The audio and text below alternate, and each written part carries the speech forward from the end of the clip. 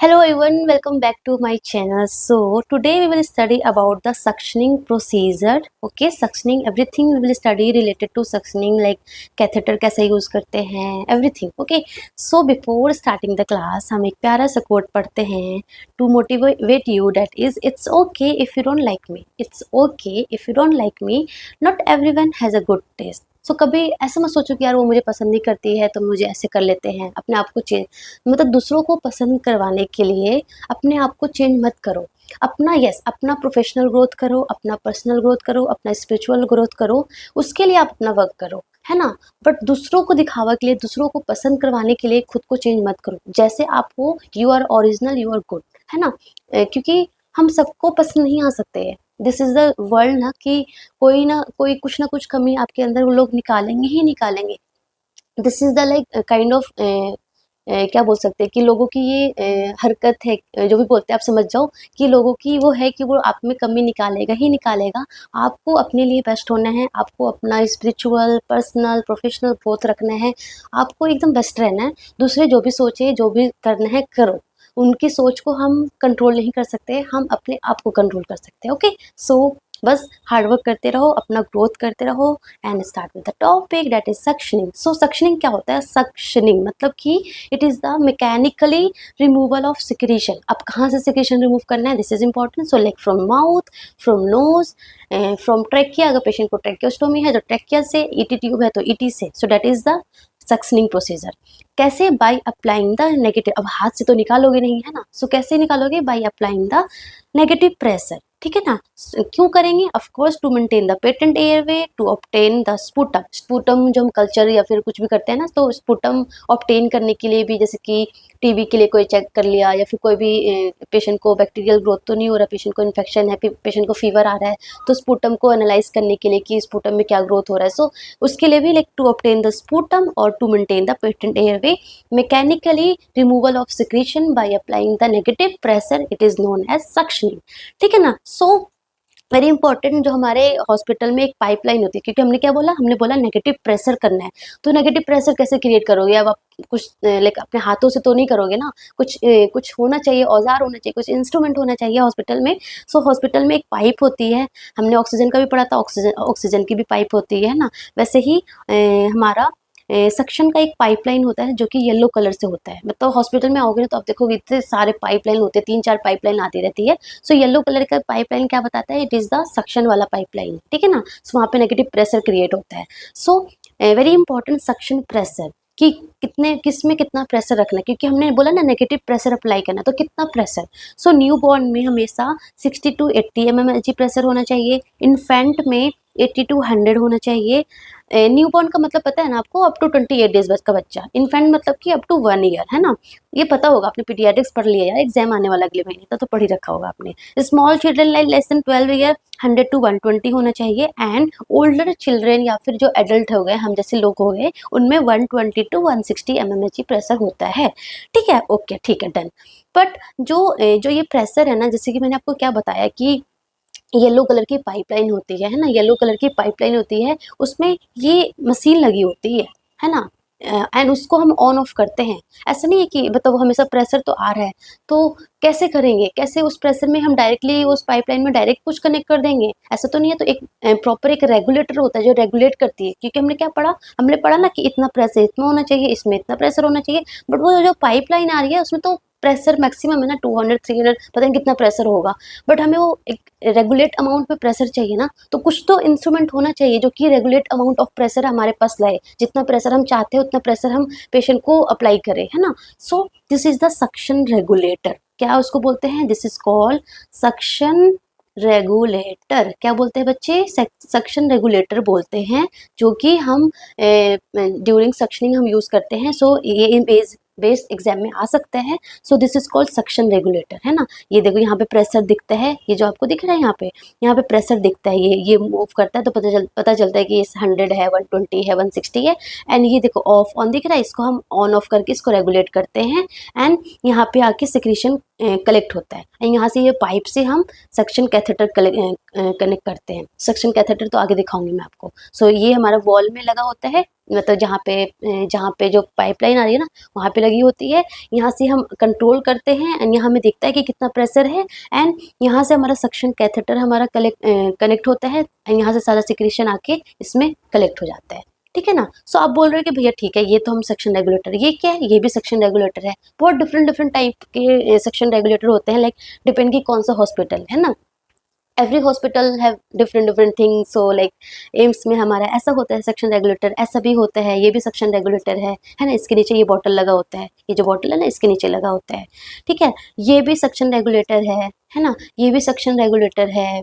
उसके बाद ये आपको पता चल रहा होगा ये क्या है। So this is also the suction regulator. देखो ये क्या है ना, जैसे कि ये ना छोटे छोटे हॉस्पिटल जो होते हैं ना, लाइक जो विलेज लेवल पे हॉस्पिटल हो गए, हमारा CHC कम्युनिटी हेल्थ सेंटर हो गया, हमारा प्राइमरी हेल्थ सेंटर वगैरह देखा होगा ना आपने, तो वहाँ पे इस तरीके का होता है। ये तो बड़े बड़े हॉस्पिटल में हो गए, जैसे एम्स, टर्सरी हॉस्पिटल में ऐसा हो सकता है ना। बाकी जो छोटे छोटे हॉस्पिटल होते हैं ना उसमें ये होते हैं। ये भी सक्शन रेगुलेटर, ये सक्शन मशीन इसको बोलते हैं, सक्शन मशीन है ना। सक्शन मशीन ये हमारा इलेक्ट्रिक वाला सक्शन मशीन है। इलेक्ट्रिक, देखो आपको दिख रहा होगा ये इलेक्ट्रिक ऑन ऑफ दिख रहा है ना, ये वायर लगा होता है। This is also the electric वाला सक्शन मशीन है ना, ये भी एक सक्शन मशीन है।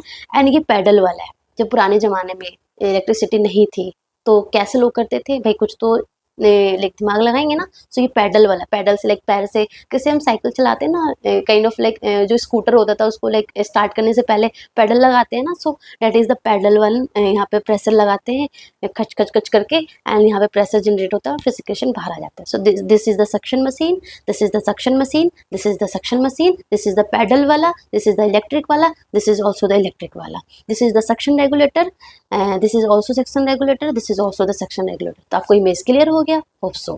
ठीक है ना। Then coming to the yes, this is कि जो हमारा सक्शन होता है ना दो तरीके का होता है। एक तो होता है हमारा open tracheal suction system. Open का मतलब क्या है कि मतलब कि पेशेंट को, लेट सपोज ये पेशेंट को एंडोट्रैकियल ट्यूब पे है, तो हम क्या करेंगे, एंडोट्रैकियल ट्यूब है, यहाँ पे एंडोट्रैकियल ट्यूब पेशेंट को लगा हुआ है, यहाँ से वेंटिलेटर लगा हुआ है। लेट सपोज यहाँ से पेशेंट, मेरे पास कुछ है नहीं जो मैं दिखाऊँ आपको, लेट सपोज यहाँ पे पेशेंट को वेंटिलेटर लगा हुआ है। सो वेंटिलेटर को हम हटाएंगे, वेंटिलेटर को हटाया, देन सक्शन कैथेटर को अंदर डाल के सिक्रेशन किया। सो that is the open tracheal suction system, मतलब कि वेंटिलेटर को डिस्कनेक्ट करके कर रहे हैं ना। सो उसमें हम सक्शन कैथेटर यूज करते हैं, ये वाला, दिस वन, ये सारा सक्शन कैथेटर है, ये सारा सक्शन कैथेटर है। सो हम इसमें सक्शन कैथेटर यूज करते हैं।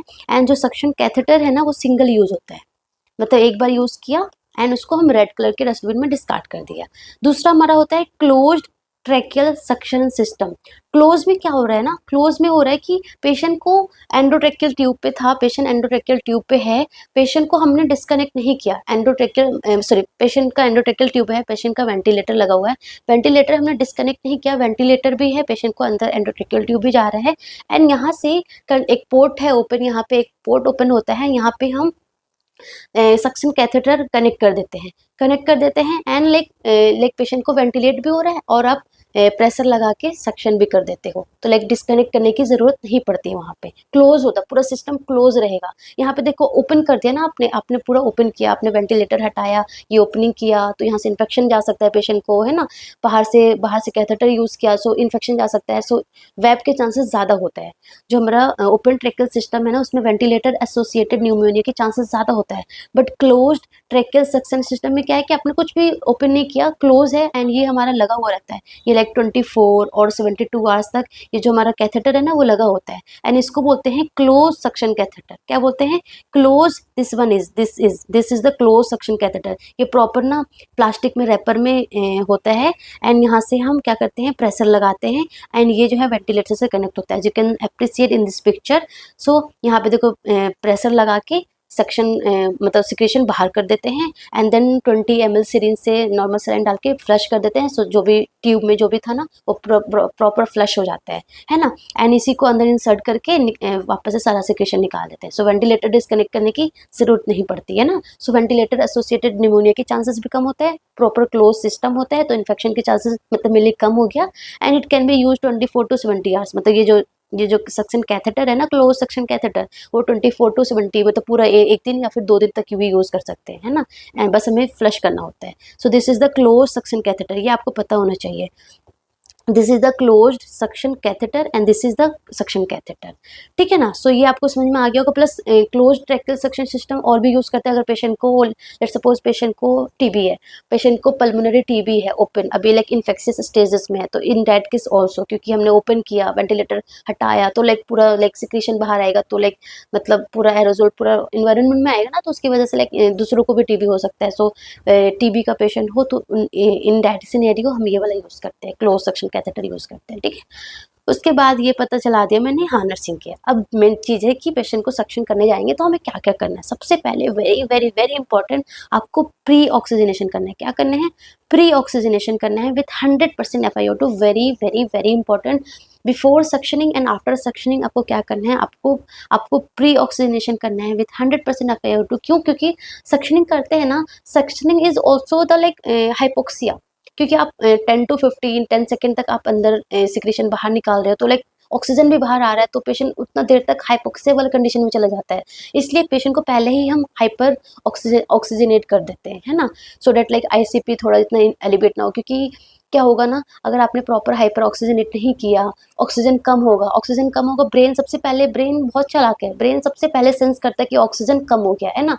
सो क्या होगा कि ऑक्सीजन कम होगा, क्या होगा? वेजोडाइलेशन होगा, जो हमारा ब्रेन का जो है वेजोडाइलेशन होगा, वेजोडाइलेशन होगा, ICP बढ़ने के चांसेस होगा, मतलब टेम्पररी ICP बढ़ जाएगा। सो बहुत सारे रीजन है। सो हमें प्री ऑक्सीजनेशन करना होता है विथ 100% FiO2, ठीक है ना। उसके बाद ET, अगर आप एंडोट्रेकियल ट्यूब या फिर आप ट्रेकियोस्टोमी ट्यूब, अब आप ये बोलोगे कि एंडोट्रेकियल ट्यूब ट्रेकियोस्टोमी ट्यूब क्या होता है, तो मैंने आपको अच्छे से बता रखा है ये क्या क्या होता है। मैंने ET इंट्यूबेशन बता रखा है, मैंने ट्रेकियल इंट्यूबेशन बता रखा है, उसमें मैंने हर चीज़ एक्सप्लेन कर रखा है। सो अगर आप एंडोट्रेकियल ट्यूब का सक्शन करते हो या फिर ट्रेकियोस्टोमी ट्यूब का सक्शन करते हो, so this should be complete sterile procedure होना चाहिए टू मिनिमाइज द वैप। मैंने लाइक पेशेंट को इन्फेक्शन को कम करना है, पेशेंट को इन्फेक्शन से प्रिवेंट करना है, तो ET and TR should always be sterile. क्यों? क्योंकि ये अंदर जा रहा है, सीधा लंग्स में जा रहा है ना, इसलिए। एंड बट आप अगर ओरल या फिर नेजो सक्शन कर रहे हो तो ये इतना कंप्लीट स्टाइल नहीं होता। आप क्लीन प्रोसीजर भी मान सकते हो, आप क्लीन भी कर सकते हो, इतना कंप्लीट स्टाइल नहीं होता अगर आप ओरल और नेजो कर रहे हो, ठीक है। But ET and TR should always be sterile procedure, ठीक है ना। Before section vital sign and auscultate, vital sign check करना है पेशेंट का, and auscultate the breath sound for presence of secretion. Wheezing है पेशेंट को, क्या है, ऐसे लाइक ऐसे नहीं बार बार सिक्रीशन सक्शन करते रहना है। हम पहले ऑस्कल्टेट करते हैं, देन चेक करते हैं कि अंदर ये सिक्रेशन भरा हुआ है, देन सक्शन करना होता है, ठीक है ना। सो पोजीशन ड्यूरिंग सक्शनिंग क्या होना चाहिए? सेमी फॉलोड फर्स्ट प्रायोरिटी, या फिर second priority is the followed position for conscious patient. अगर पेशेंट कॉन्शियस है तो हमें सेमी फॉलोड या फॉलोड पोजीशन देना है। बट अगर पेशेंट अनकॉन्शियस है, लेट सपोज पेशेंट कोमा में है, पेशेंट का स्ट्रोक हो रखा है तो कोमा में है, तो हम लेटरल पोजीशन देंगे, है ना। उसके बाद डू नॉट, जैसे कि हम क्या करते हैं, पेशेंट को ये एंडोट्रेकियल ट्यूब अंदर डाला हुआ है, फिर हम सक्शन कैथेटर डालते हैं, सक्शन कैथेटर डालते हैं, तो जब हम डालेंगे ना तब प्रेशर अप्लाई नहीं करना है। जब हम डालने के बाद जब हम कैथेटर को बाहर निकालेंगे, देन हमें जब बाहर निकालते वक्त हमें पिल रोलिंग मोशन में ऐसे रोटेट करके निकालना है, एंड देन हमें सक्शन अप्लाई करना है। वेरी इंपॉर्टेंट, यहाँ से MCQ नॉर्सेट में आ रखा है कि do not apply suction while tube inserted. Very very important, suction apply while withdrawing the catheter, while rotating के साथ साथ निकालना है, देन सक्शन अप्लाई करके रोटेटिंग के साथ साथ आपको निकालना है। वेरी इंपॉर्टेंट, एकदम अच्छे से मैंने सिंपल वर्ड तरीके से लिखा, सो दैट आपको अच्छे से समझ में आ जाए। Okay, then total, very very important, this is also very very important, total time for suctioning from introduction of suction catheter to removal should not exceed 10 second. 15 second से ज़्यादा तो होना नहीं चाहिए, 10 to 15 सेकेंड के बीच में होना चाहिए।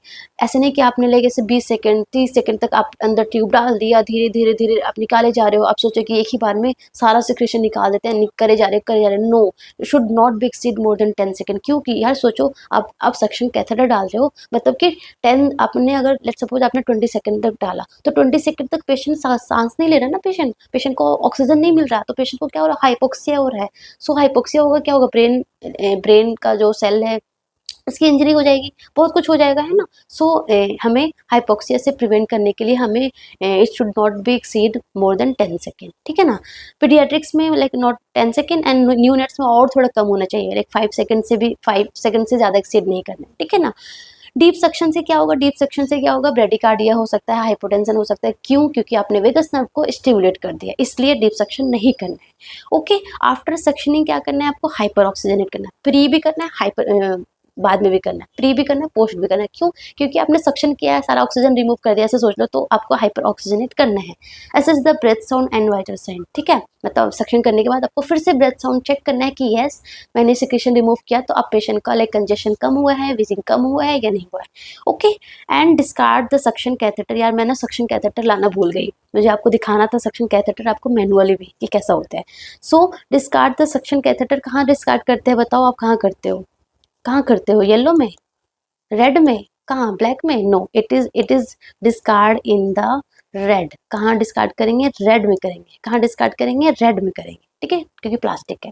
उसके बाद catheter side should less than 50% of internal diameter of endotracheal tube. जो हमारा एंडोट्रेकियल ट्यूब का जो डायमीटर होता है ना, उससे 50% कम होना चाहिए हमारा सक्शन कैथेटर का साइज, ठीक है ना, तभी तो वो अंदर जाएगा, सिंपल सी बात है, तभी तो वो अंदर जाएगा, सिंपल है ना। एंड जो हमारा एंडोट्रेकियल ट्यूब हम किस में मेजर करते हैं, में करते हैं। एंड जो हमारा सक्शन कैथेटर होता है वो किस में होता है, फ्रेंच में होता है। सो ये आपको फॉर्मूला पता होना चाहिए कि 1 इक्वल्स टू 3 फ्रेंच होता है। 1 कितना होता है, 3 फ्रेंच होता है। आई थिंक ये वाला क्वेश्चन आ भी रखा है एग्जाम में, नॉक्सेट में नहीं बल्कि किसी एग्जाम में आ रखा है। तो कॉम्प्लिकेशन क्या होता है, सक्शन के क्या क्या कॉम्प्लिकेशन होते हैं, ऑफ कोर्स ब्रेडिकार्डिया, हाइपोटेंशन। क्यों? वैगल नर्व स्टिमुलेट होने की वजह से। हाइपोक्सिया हो सकता है, ऑफ कोर्स हाइपोक्सिया तो होना ही होना है ना। क्यों हो सकता है, अगर आपने प्रोलॉन्ग सक्शनिंग करते गए तो क्या हो सकता है, हाइपोक्सिया हो सकता है। म्यूकोजल ट्रॉमा ऑफ कोर्स, क्योंकि पूरा अंदर क्या है, मसल्स ही है, तो अपने एकदम बहुत फुल प्रेशर के साथ आपने सक्शन किया तो क्या होगा, म्यूकोजल ट्रॉमा होगा, ब्लीडिंग हो सकते हैं ना। वेंटिलेटर एसोसिएटेड न्यूमोनिया, ये तो बहुत ही इंपॉर्टेंट है, ये तो वैप है ना, वैप हो सकता है पेशेंट को। Increase the intracranial pressure and bronchospasm. ICP क्यों बढ़ेगा, मैंने इसके बहुत रीजन है, आईसीपी बढ़ने के बहुत सारे ढेरों रीजन है। क्यों? फर्स्ट ऑफ ऑल हाइपोक्सिया होगा, हाइपोक्सिया हो गया, सेरिब्रल वेजोडाइलेशन होगा, सेरिब्रल वेजोडाइलेशन होगा तो क्या होगा कि आईसीपी बढ़ जाएगा, है ना, ये हो गया। प्लस क्या होगा, इंट्राथोरेसिक प्रेशर बढ़ता है ना, जब हम सक्शन करते हैं तो इंट्राथोरेसिक प्रेशर बढ़ेगा, पेशेंट्स कफ वफ करते हैं ना, इसलिए। सो इंट्राथोरेसिक प्रेशर बढ़ेगा, उसकी वजह से भी आईसीपी बढ़ सकता है ना। और क्या रीजन है, और भी बहुत सारे रीजन हो सकते हैं। लेट्स सपोज पेशेंट, जब हम सक्शन करते हैं ना, it is very painful procedure, आप खुद ही सोचो, बहुत पेनफुल है ना ये। सो पेशेंट का हार्ट रेट बढ़ेगा, पेशेंट का बीपी बढ़ेगा, पेशेंट का उसकी वजह से सेरिब्रल परफ्यूजन प्रेशर बढ़ेगा, उसकी वजह से भी आईसीपी बढ़ सकता है। सो मेनो ढेरों सारे रीजन है फॉर इंक्रीजिंग द आईसीपी। उसके अलावा एटिलेक्टेसिस हो सकता है ना। उसके अलावा एक्सीडेंटल एक्सटुबेशन हो सकता है during suctioning. Pain discomfort anxiety तो बहुत कॉमन है, पेशेंट को तो होना ही होना है ना। मेनली ये ट्यूब ही अंदर है, वही सबसे बड़ा पेन है यार। तुम खुद सोचो कि हमें छोटा सा वुंड हो जाता है, कितना पेनफुल होता है ना। ऐसा लगता है बार बार हमारी नज़र वहीं पे जाती है, इतना बड़ा सा वुंड हो गया, इतना बड़ा सा वुंड हो गया। एंड आप सोचो कि इतना मोटा सा ट्यूब मुंह में डाला हुआ है या फिर ट्रेकिया में डाला हुआ है, तो कितना पेनफुल प्रोसीजर है। इसीलिए पेशेंट को सिडेट करके रखते हैं, सो दैट पेशेंट जो है वेंटिलेटर के साथ फाइट ना करे, है ना। This is the reason. उसके बाद this is very very important कि सक्शन कैथेटर तो हमने इतनी बार पढ़ लिया, उसका साइज कैसा होना चाहिए, कितना साइज किस में यूज करना है। सो देखो, 6, सबसे पहले तो आपको ये कलर कोडिंग याद होना चाहिए कि 6 फ्रेंच का जो है वो सी ग्रीन होता है, 8 फ्रेंच का ब्लू कलर का होता है, 10 फ्रेंच का, एटलीस्ट आपको इतना तो पता ही होना चाहिए। सारा याद करो या मत करो, इतना तो पता करो आप कि ब्लैक वाला 10 का होता है, व्हाइट वाला 12 का होता है। ब्लैक के बाद व्हाइट आता है, उसके बाद ग्रीन आता है 14 का, 16 का ऑरेंज होता है ना, ऑरेंज कलर का 16 का होता है। सो पीडियाट्रिक्स में बेसिकली हम 6, 8 और 10 वाला यूज़ करते हैं, 12 भी कभी कभी यूज़ कर लेते हैं, बट बेसिकली हम एडल्ट में फीमेल और मेल एडल्ट में हम बेसिकली 12, 14 और कभी कभी 16 भी यूज़ कर लेते हैं, है ना, depending on the size of the endotracheal tube. मैंने बताया ना अभी आपको, फॉर्मूला भी यही है। देखो फॉर्मूला क्या है, एंडोट्रेकियल ट्यूब सक्शन कैथेटर कितना होना चाहिए, एंडोट्रेकियल ट्यूब में साइज में से 2 माइनस कर दो एंड इंटू 2, उसको 2 से मल्टीप्लाई कर दो, है ना। और आपको पता ही है, आपको 1 इक्वल्स टू 3 फ्रेंच होता है। सो ये हमारा यहाँ से साइज निकल जाता है, ठीक है। सो दैट्स ऑल अबाउट हमारा सक्शनिंग। इससे ज़्यादा और क्या ही होगा सक्शनिंग में, इससे ज़्यादा और क्या ही एग्जाम में पूछ सकते हैं, है ना। So thank you so much, all the best. अच्छे से पढ़ते रहो, बहुत कम टाइम बचे हैं आपके पास, जितना हो सके मैक्सिमम आवर्स दो। अपना डाइट अच्छा रखो, rich high protein rich diet लो। ऐसा नहीं कि बाहर का खाना खा रहे हो, बाहर का खाना कोशिश करो कि अवॉइड करो, बाहर का जंक फूड। क्यों? द मेन रीज़न कि मैं ये अनहेल्दी पॉइंट ऑफ व्यू से नहीं बता रही हूँ, द मेन रीज़न इज़ कि बाहर का खाना खाए, बाई चांस आपको फूड पॉइजनिंग हो गया, डायरिया हो गया, कुछ भी हो गया, आपको हॉस्पिटल जाना पड़ेगा, तो हॉस्पिटल के चक्कर लगाने पड़ेंगे, या फिर आप बीमार हो गए तो आप पढ़ नहीं सकते हो यार, आपको हॉस्पिटल पे बेड पे लेटना पड़ेगा, तो आपका 1 2 दिन 3 दिन ऐसे ही वेस्ट हो जाएगा, तो क्यों ही बाहर का खाना खाना है, क्यों ही रिस्क लेना है ना? तो जितना हो सके घर का खाना खाओ, घर का बनाया हुआ खाना खाओ और हेल्दी रहो, खुश रहो, अच्छे से मेहनत करते रहो, that's all. Okay, thank you so much, all the best.